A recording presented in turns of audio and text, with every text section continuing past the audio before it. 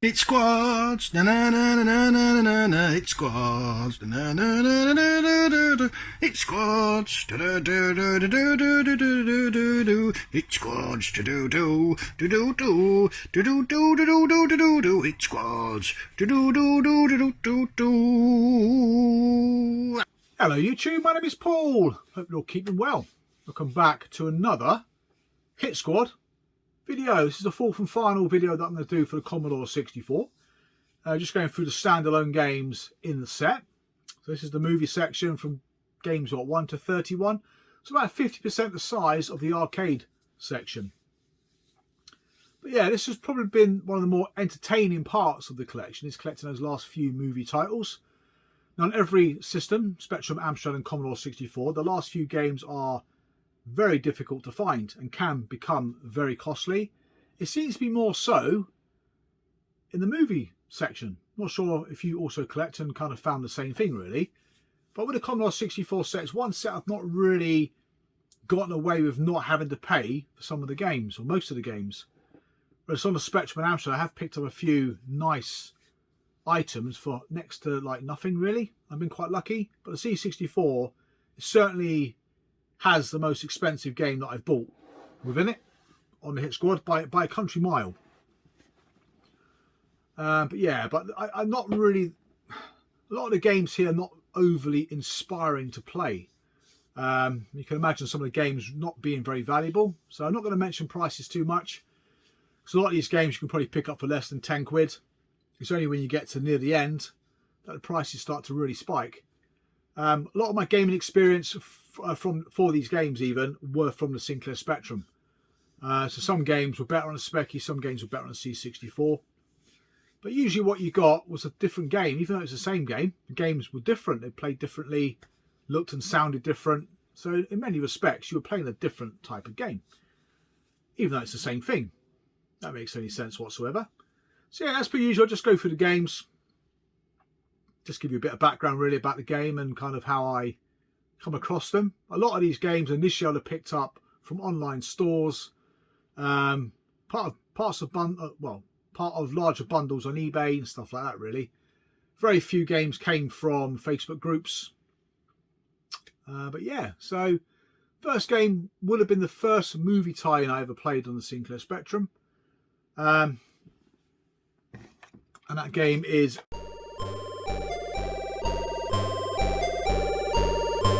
Rambo, First Blood Part 2. But yeah, when I go through these games, I'm also finding if I need to upgrade any as well, because there's a few games here that are a little bit tatty that I picked up from some online stores. Again, this is a good top-down kind of Commando clone. From what I remember on the Spectrum version, you kind of went off and picked up weapons, saved POWs, got a helicopter to pick up more POWs and literally just escaped. Now C64 version I can't complete it, I can only get so far, but it plays differently, so I think it's got health, whereas the Spectrum version you died, you had lives. So again, different dynamic to the game. But it's got an awesome soundtrack at the beginning by Martin Galway, which he has done quite a few tunes when we look at the rest of the games really. But it's a really good game. I think the C64 version is better. Like I said, most of these games you shouldn't be spending more than £5 to £10 on, to be fair. I won't mention prices until we get to the more expensive bits and bobs, I suppose. But yeah, good game. Certainly worth the money on the C64. It's not an expensive game at all. Next up is another Stallone movie. The film was quite cheesy. I quite liked it, even though it was a bit tongue-in-cheek really. That is Cobra. It's quite violent for the day when it came out. But looking at it now, it's a bit comical at times. But this game, unfortunately, on the Commodore 64, is crap. It's nothing like its Spectrum cousin.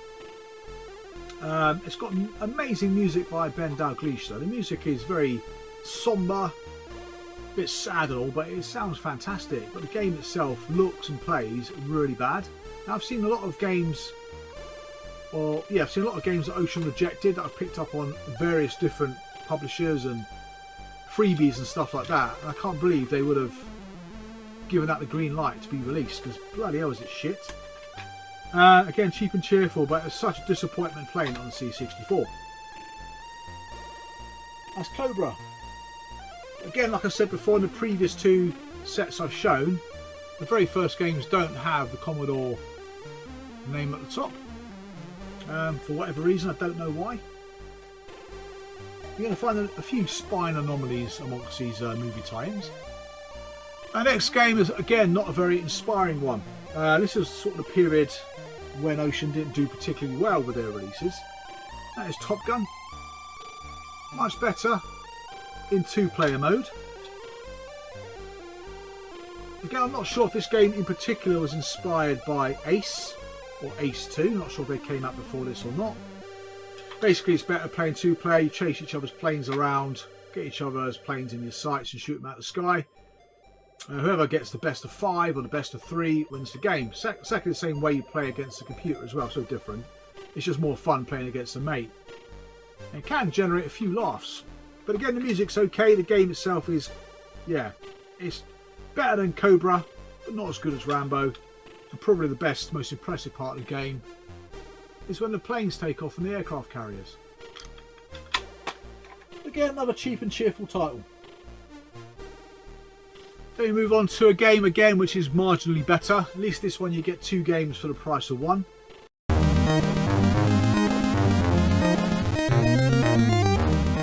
That is Short Circuit. Brilliant music. I do love the music for this game. Shame I missed that off on my music video that I've done for the Ocean Commodore 64 games, but bloody hell, it's really good. Certainly would have made that top 10 anyway. But like I said, the game has 2 parts. You've got an adventure part, which I don't think went down particularly well with the guys at Ocean, so they had to not redo it, but had to make an additional arcade part.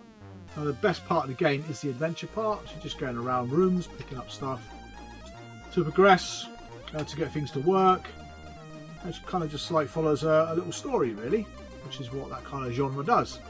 But the arcadey bit, it's one of those games you kind of go from left to right, jumping over things, ducking under things, just trying not to die. But yeah, good value for money. Again, nice and cheap. Nice Short Circuit. And then we have probably one of the better games. Now, I'm not sure how the C64 version plays. I played the Specky one a lot. That is The Great Escape. In fairness, the graphics look quite high res for a C64. But how it plays, I'm not sure. I've got a feeling it's slower than the Specky version, from what I remember. Again, you start off in your hut. You've got to find things to escape. You can sort of do the day-to-day run-of-the-mill things, really. So turn up for roll call, go for your break, have your breakfast and dinner and all that sort of stuff. But then what you need to do is deviate from the queues. Go into different rooms that you're not allowed to go into, pick up keys and, I don't know, guard uniforms, sort of stuff you would do in the movie, really. And then try and escape. I remember completing this on the Spectrum. But yeah, I have not played the Commodore 64 version for more than sort of 5-10 minutes. So if it's as good as the Spectrum version, it's a fantastic game. Even if it's slower than the Spectrum version, it's still probably a very good title. Probably a lot better than the next one I'm going to show you, which is item number 6. Or maybe it's not number 6, maybe it's number 7, because for some bizarre reason they forgot to issue a number 6. Right, they must have rushed a few games through back in the day at Ocean headquarters. But yeah, this is Miami Vice. Now this one here, bit of an exception. I think this one cost me more than 10 quid. I've got a feeling I might have bought this from Amazon. Either this or Mikey I bought from Amazon. I think it actually might be Mikey. Never buy anything from Amazon like that, but at the time when everyone was buying them, I think getting them from anywhere would suffice. Yeah, so there's not really a lot to say about Miami Vice. Again, good tune, gameplay wise, from what I've played of it on the Specky anyway. Top down driving, going to locations, getting out the car, doing stuff in the locations, getting back in the car. But from what I remember on the Specky, the controls were really bad for driving. Not sure if that applies to the C64, so let us know in the comments below if this game is better or worse than the Spectrum version. But I did like the music. I like the music for a lot of these games, to be fair. The SID chip was a very good piece of kit, wasn't it? That's Miami Vice. Then we got another number 7. One of those Commodore 64 exclusive anomalies.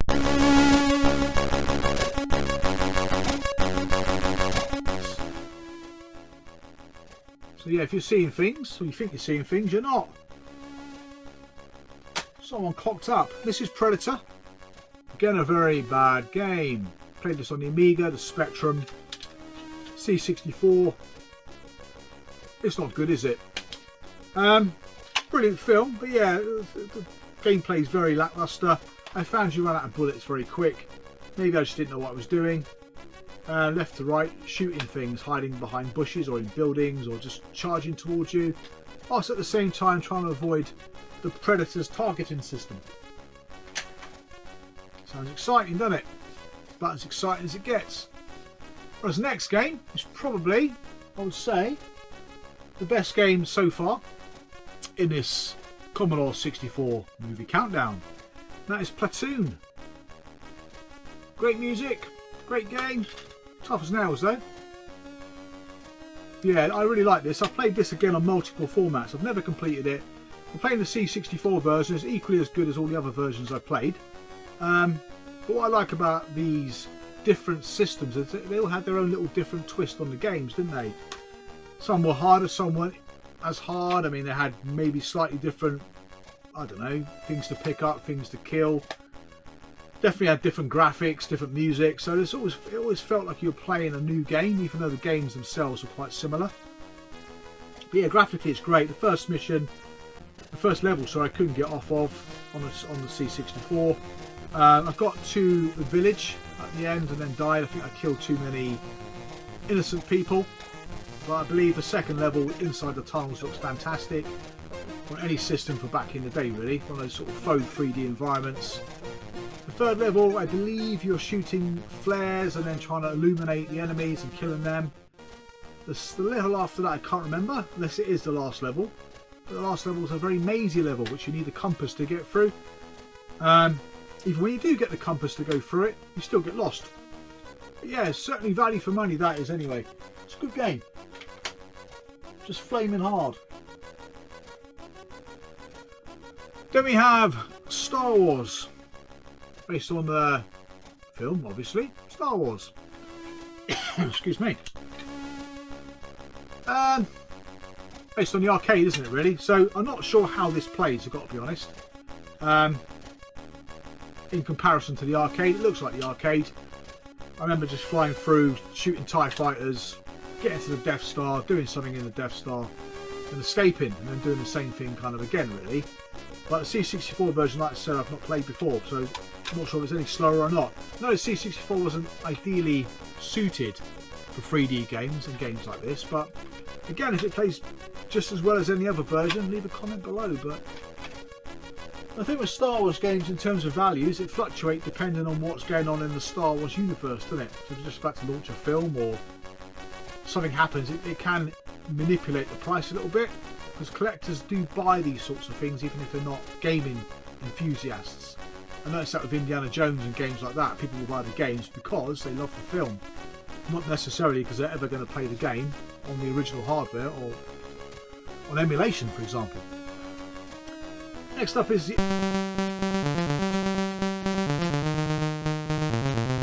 Empire Strikes Back. This is one of the few games I do actually need to upgrade. Not in the best of conditions.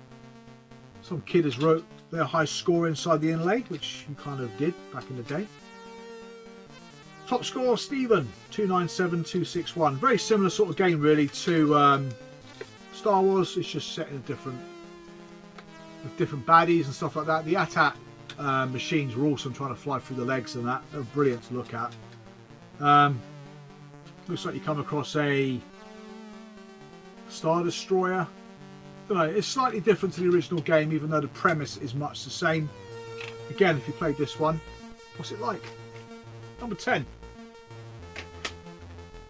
Then number 11 is the third and final Star Wars game to be released on the Commodore 64. Return of the Jedi is a different game altogether than the previous two. Quite a weak affair. Again, this one has those random teddies lining the streets. So you've got your speeder, bashing other speeders I would say off the road. It's almost like a road, but it's not a road, is it? Because they're flying around in a wooded area. But you're just ramming the speedos off either way, avoiding the Ewoks, going around their ropes. That's as far as I got, but I know the game does have a lot more levels than that. That's about as far as I got. Couldn't get off level 1. I'm not sure if this one is more expensive than the previous two. Again, roughly the same. These games go for about £5 to £10. Again, you might go for less. That's Return of the Jedi. I prefer the 3D ones, to be fair, or the vector ones. Then we got a game that has got a really great presentation, good tune. I've found it tough on every machine I play it on. That is Batman the Caped Crusader. Again, has some of the best artwork Bob Wakeling had to offer. I know some people love that. It's not my personal favourite, but it is fantastic nonetheless. Another arcade adventure. Probably the second Batman game Ocean released. Bearing in mind the first Batman game didn't get a Commodore 64 release. This is probably the first Batman game by Ocean on the C64.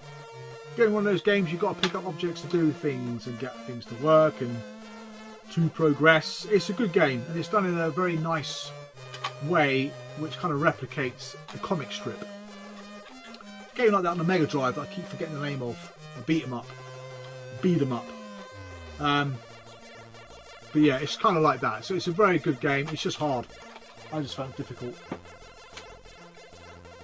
Now I've looked at the game. The in-game soundtrack is now going through my head because it's quite repetitive. Thank you for that, Batman. Right, this game I recently completed on the Sinclair Spectrum and the Amstrad CPC. For some reason, like I said earlier, the Commodore 64 one, all the items are in different bloody places. So I thought I'd give the Commodore 64 version a go, complete that in no time because the other two are very similar. But no, all the items you need are in a different bloody room.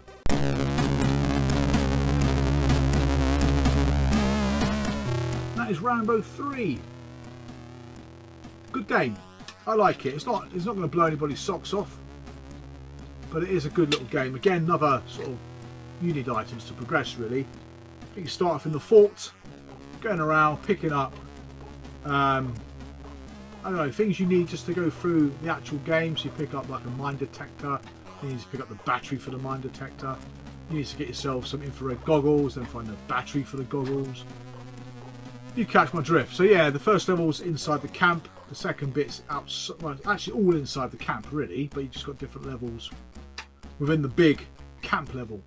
And the last level is like Operation Wolf, which is the bit that really inspired me to buy the game back in the day.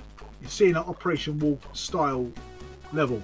It kind of, yeah, and being a fan of Operation Wolf, it kind of sold the game to me really.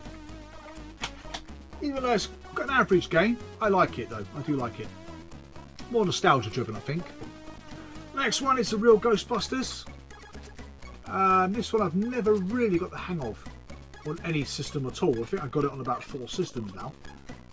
The real Ghostbusters was a cartoon, wasn't it? I don't really remember watching it, to be fair. Of the 2 films, not seen the most recent film, but I've got to say it's an average game. I think it's based off an arcade cabinet, which was news to me when I heard. I thought, really? I thought it's just based on the cartoon, but no, it's an arcade conversion. Very similar, I suppose, not similar, but going around getting ghosts, putting them in your trap, picking up weapons and keys, and just trying to get off the level really. But you've got to capture as many ghosts as you can, so very much like the original Ghostbusters game.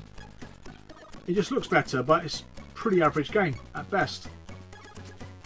Yeah, can't really talk much about it, so I've not played it for more than sort of about half an hour really. I just found it quite difficult. Next one, Jesus Christ, these games are grim. It's Splitting Image. Not to be confused with Splitting Images. This is actually a beat 'em up of the most boring proportions, based on heads of state that look like they're Splitting Image puppet equivalents, like Margaret Thatcher, Ronald Reagan, the Pope at the time, John Paul, I think, leader of Iran, Gorbachev. Yeah, and they all had their little sidekicks with them that helped you out. So Margaret Thatcher had her husband Dennis, Every now and then they pop out and give her a hand. Or something like that. But yeah, it's a very lacklustre beat 'em up, unfortunately. Which is a shame. But yeah, that is Spitting Image. Again, not expensive, £5. Got another game which, as I've sort of gone on in years, I've come to appreciate this game a bit more. It's not a brilliant game, but it's not bad. And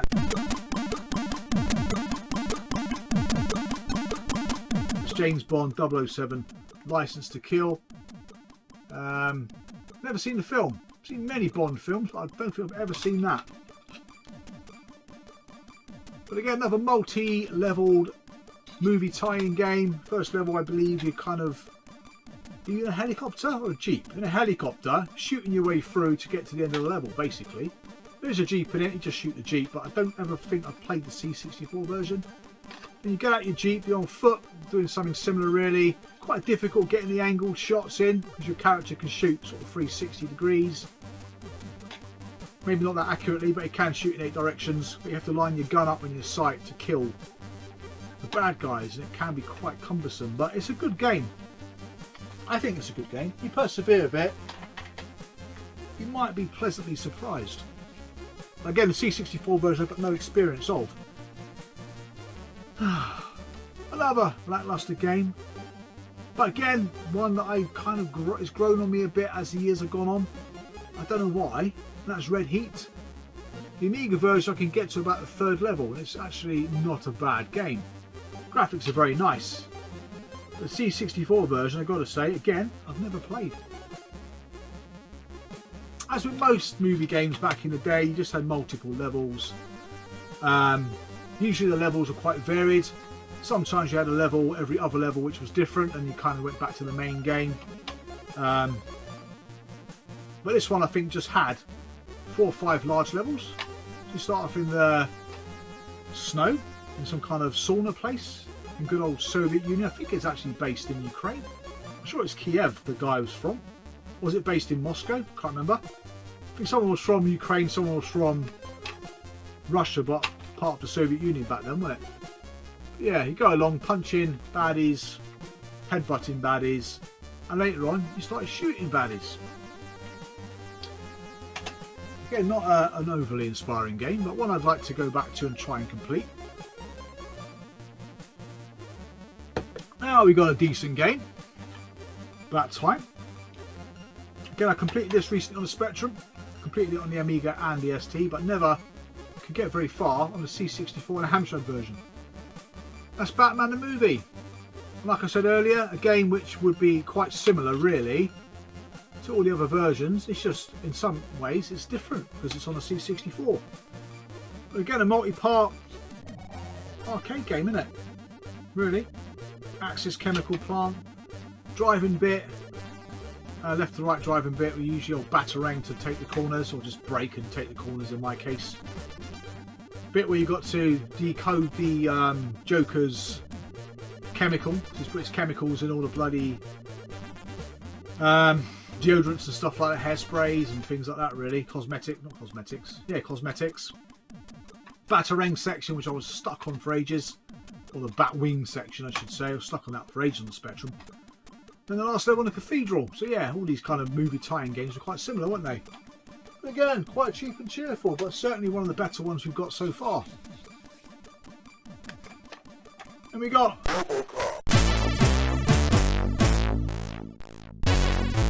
Ghostbusters 2. Again, never played this on the C64. Never really got very far on any other system. It was quite run-of-the-mill, really. It was written by the Oliver twins, but I'm not sure if that was done on every system or just the Z80s. I don't remember, to be fair. Great film, again, multi-part. All these movie tie-in games are quite similar, but they've just got different types of games thrown in amongst the main game, if that makes sense. But yeah, it looks nice. I don't know if this is... it's probably Amiga screenshots, but it's a nice game to look at, and all the systems that I played it on. And then we have a game I've recently just completed on the ST, The Untouchables. Multi-part game again. This one though is bloody brutal. Again, I don't remember playing it on the C64. But yeah, some of the levels are really hard. I mean, they're bloody hard on any system you play them on. I've never got off level 1. Yes, I have. Never on the Spectrum. Amstrad I've managed to get off level 1. But yeah, the C64 I never played, really. We got this game which was broken. One of the best games for the year, 1989. A fantastic game based on the arcade game, which is Robocop. Again, very well presented on the C64. Great music, great in-game music. But for some reason you couldn't get off the third level. Wonder why they've done that. Just broke the game so you could not deliberately get off the third level. Bloody crazy, isn't it? Imagine that, you just bought your game for $8.99, got home, loaded it up, got to level 3 and all of a sudden you couldn't get any further. You must have tried and tried and tried to get off that level thinking you're doing something wrong, but yeah, it goes all corrupt if you go beyond a certain point. Never mind. At least the Spectrum version was fully working. Very much appreciated game. Now we move into the more difficult to find titles. Again, much the same really. They all play very similar in many ways. Yeah, just a variance really on a theme. Now this is The Spy Who Loved Me, which is not as good as License to Kill, even though it's quite similar. I can't get up the first level. Top down driving level, try and stay on the road is bloody hard enough. Once your car speeds up too fast you end up sliding off the road, but just got to avoid things like oil slicks and water and the odd person that randomly appears on the road. But I didn't like it. I didn't like it even on the Amiga, to be fair. Maybe just like License to Kill, much have to persevere, it might be a decent game, but yeah, I wasn't very fond of it. Now that game there depends on the system as well, but that game could cost a little bit. I mean, I don't know what I paid for mine, but you could be looking at 15-20 quid for that. I know on some systems it goes for a lot more. Well, used to. I think the prices, like I said earlier, have gone down a bit. Next one can be quite complicated to find because it's a very hard game to play. But I don't think it's sold particularly well even as a full price release, and that is Nightbreed, the action game. Again, never really played these on any system. And when I have tried to play them, they are particularly difficult to play. Again, this one could cost you 30-40 quid. Again, prices may be well different now, but yeah, at the time it weren't an easy one to find. Could be a little bit more expensive. But yeah, I haven't got a flipping clue with that game at all. Things randomly appear on the screen and kill you. That's all I remember really. Next up is another average game based on a really good film. Total Recall. Quite enjoyable film that. The Bird with Three Boobs. That was quite curious. What the hell was that about? That was something quite funny to film. Again, one that doesn't come up very often, but not overly expensive. 10-15 quid. Which is strange because it's not an easy one to find. It seems to go quite cheaply on most of the formats really. Again, platformer this one. Flipping switches, deactivating doors. I'm just trying to get a little bit further each time really. Can use a gun as a weapon, punch. So yeah, there's a little bit of tactics involved in it, but it is quite a hard game. There's the next one. Actually, I found this game to be quite good fun. That is Hudson Hawk. Again, can be quite expensive. I think this one was part of a bundle when I bought this. And may have cost, I think the bundle was quite expensive. It wasn't just this in the bundle. I think I paid about 90 quid for the bundle. But you could quite easily be paying about 50 quid for Hudson Hawk. Don't know why I've done that. On the C64 as well. Nice game, I like this game. Once you get used to the controls, because it can be quite a pain in the arse to get used to it, it plays really well. You've got a lot of things to do in a level. For example, the first level, we've got your bouncing ball, which normally sort of like just gets rid of the dogs. Throw the ball at the birds, gets rid of the birds. You kind of like I don't know, pull yourself across a rope in the first level, drop down. You've got to arrange crates in a certain way so you can get in the window. So there's a bit of a tactical part to the game. Got to use your brain a little bit, but essentially it is a fun platformer. I can't get very far on any one of them besides the Spectrum. I can actually get sort of 2 or 3 levels in. But again, one of the more difficult film tie-in games to find across all the platforms. Because the next game isn't easy, is cheaper, but again it's a very poor game. That is Terminator 2. Really bad game this is, on any system that I played it on. It's got 3 levels that are identical. Up against the T1000, punching, kicking, shooting until it dies, and you've got sort of levels in between, like a level where you're on a motorbike, level where I think you're being rammed by a lorry, and then some puzzly bits as well. But yeah, it's just a really bad game. Now this one again doesn't come up that often, but you shouldn't expect to pay more than 10-15 quid for that. Surprisingly, it's quite cheap. The next one is The Simpsons versus the Space Mutants. Again, not overly expensive. I'm not sure what this is based on. Is this based on an arcade game? I know The Simpsons is a very popular TV franchise, but I don't know if this game ever came out in the arcade, or was it just a tie-in for the show, really? I don't know. I don't know where they got the inspiration for the game originally. But yeah, again, it's a very lackluster platformer. I didn't like it, to be honest. Not really sure what to do, but again, this one isn't that expensive, sort of 15-20 quid on a C64. Then we got one that is the bane of my life on the Sinclair Spectrum. Very difficult to find also on the Amstrad, and don't come up that often on the Commodore 64. Probably one of the first of the more expensive titles. Probably a bit more expensive than, say, Hudson Hawk. And that is Darkman. Can't remember what I paid for mine. I think it came up as a bite now. Relatively cheap, maybe 30 quid. I've seen this go for up to 100. But say 50-60 quid for it in nowadays prices. Again, a game that I'm not really that familiar with. I find it reasonably difficult, I've got to say. But yeah, it's hard to find, desirable across all the different platforms. But yeah, just a bad game, really. And the next one is, again, a bit more expensive than that one. This one I got part of a bundle. Shut the dog up. That's the Addams Family. But yeah, again, this was very good. I've not played this on the C64 before. Speccy and Amstrad versions are both quite difficult to play. In fact, notoriously difficult to play. But they are technical marvels. They look and sound fantastic.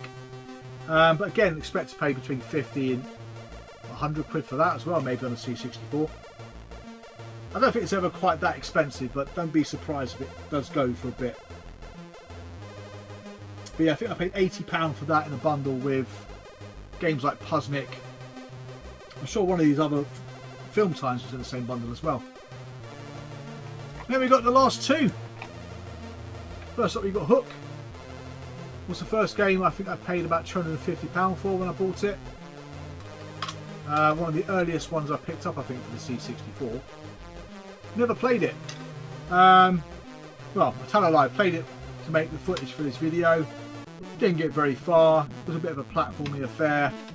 But besides that, I can't remember what you're supposed to do. I thought it was an adventure game on the Amiga and that, but maybe it's not on the C64. It didn't come out on the Spectrum or the Amstrad, which makes it unique to the C64, really, from an 8-bit point of view. Probably why it's a bit more desirable. As is the next game, which is by far the most expensive Hitswell game I ever paid for. Yes, this was ludicrous.